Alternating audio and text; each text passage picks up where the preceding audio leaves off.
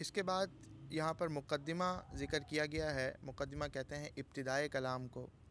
اگر کتاب کے اندر آئے تو وہ ابتدائی کتاب کہلاتا ہے. تو یہاں دیکھیے اس سے پہلے یہ بات ہو چکی ہے، لیکن چونکہ یہ کتاب کا حصہ ہے تو ہم اس کو یہاں پڑھتے ہیں. علم نحو کی تعریف: ایسے قواعد کا علم جن کے ذریعے اسم، فعل اور حرف کے آخر کے احوال اور ان کو آپس میں ملانے کا طریقہ معلوم ہو. علم نحو کا موضوع: علم نحو کا موضوع کلمہ اور کلام ہے. علم نحو کی غرض: قرآن اور سنت کا فہم اور عربی زبان میں لفظی غلطی سے بچنا.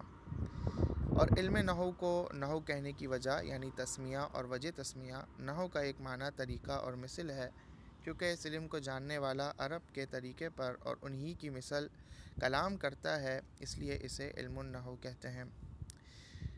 دوسرا یہ کہ اس علم میں کلمے کے اعراب سے بحث کی جاتی ہے، اس لیے اسے علم الاعراب بھی کہتے ہیں.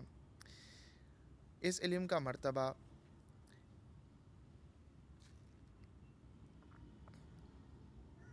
یعنی اسے کب حاصل کرنا چاہیے تمام دوسرے علوم کے مقابلے میں جو کہ درس نظامی کا حصہ ہیں.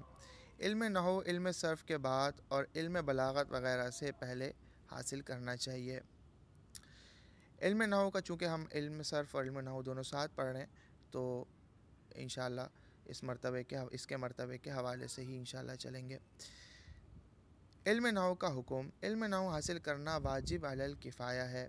واجب علی الکفایہ کا مطلب یہ ہے کہ اگر اس کو امت میں اور موقع پہ موجود یا کسی خاص جگہ پہ موجود چند لوگوں میں سے کوئی ایک دو بھی اس علم کو حاصل کر لیں تو اس کا کفارہ ادا ہو جائے گا تمام امت سے یا تمام اس جگہ کے رہائشی مسلمانوں میں سے.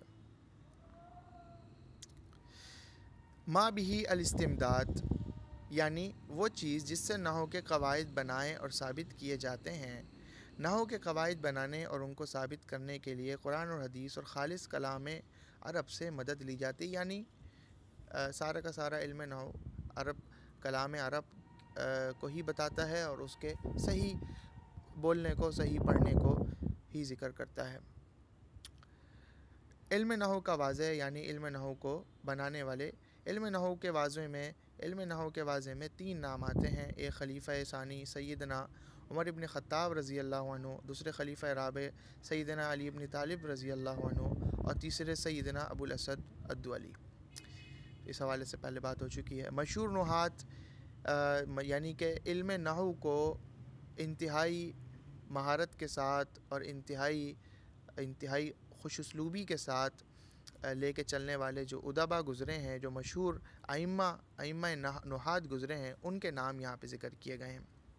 یعنی جو ماہر ترین اس علم کے گزرے ہیں اس میں ہے امام سیبویہ، خلیل، یونس، اخفش، قطرب، مازنی، زجاج، ابن کیسان، صیرافی، فارسی، ابن جنی، ان کو بصریین کہا جاتا ہے، اور کسائی، مبرد، فرا، ثعلب اور محمد انباری ان کو کوفیین کہا جاتا ہے.